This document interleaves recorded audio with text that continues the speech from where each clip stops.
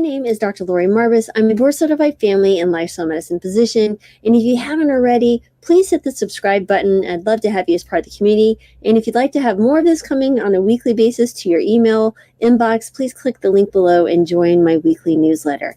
All right, so let's dump right into where does protein really come from? So first of all, so many people, I think they don't ever really think about where protein actually originates, and really, spoiler alert, it doesn't just appear out of nowhere in your steak or your protein shake, right? The truth is, protein starts its journey in plants, and they have a pretty nifty process for making it. So we're going to break it down with just enough science to make you the smartest person at the dinner table. All right, so how plants make protein. Step one. Photosynthesis. It's energy production and carbon fixation. Okay, so plants are the original solar panels, right? They harness the sunlight to power their food making process. They start by absorbing carbon dioxide or CO2 from the air through tiny little openings in their leaves called stomata, right? Using the sun's energy, they transform that CO2 with water into what we call glucose. It's a type of sugar. And oxygen. So remember how they say the Amazon rainforest is our lungs of the planets because they're producing all this oxygen. Now, think of glucose as the plant's energy drink, right? It fuels their cells and serves as the base for building more complex stuff like carbs, fats, and yes, proteins. So step two is nitrogen, right? They take nitrogen from the soil because plants need their protein too. Now, plants also need nitrogen to make what we call amino acid. These are the building blocks of protein. But they've got a problem, right? Nitrogen takes up around 78% of the air we breathe, but plants just can't suck it out of the atmosphere like a milkshake, right?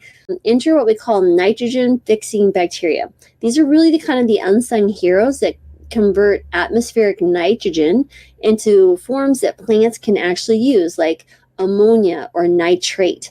Then plants absorb these through their roots, giving them really the essential nitrogen they need to make the amino acids. And step three is really about putting it all together, what we call protein synthesis.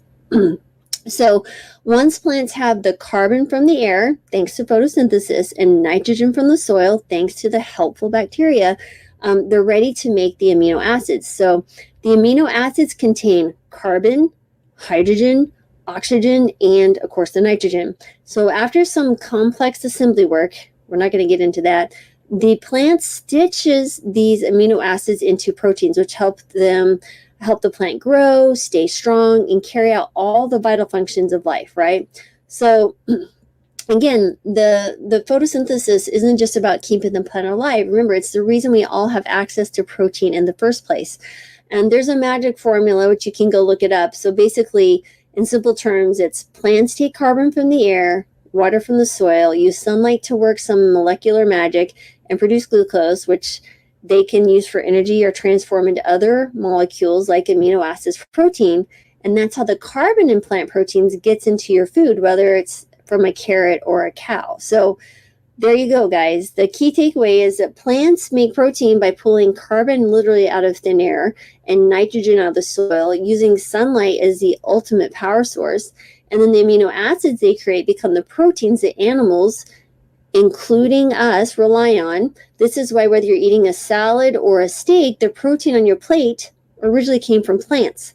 So the next time someone asks, where's your protein or where did you get your protein, you can confidently say, well, it's all about the plants because that's where it came from. All we're doing as plant-based eaters is removing the middle animal. So I hope you found that helpful. That literally is how it works. And pass this along to someone who is convinced that you have to eat animals for protein because that's where they're getting their protein is from their plants. So hope you guys found that helpful. I always thought it was fun to explain. And yes, again, please hit subscribe and like and share this video. And thank you for being here. Always sending gratitude, joy, love, and healing again to you personally and to, honestly, this world, because we need more of that. And true blessings, everyone. Have a good rest of your day.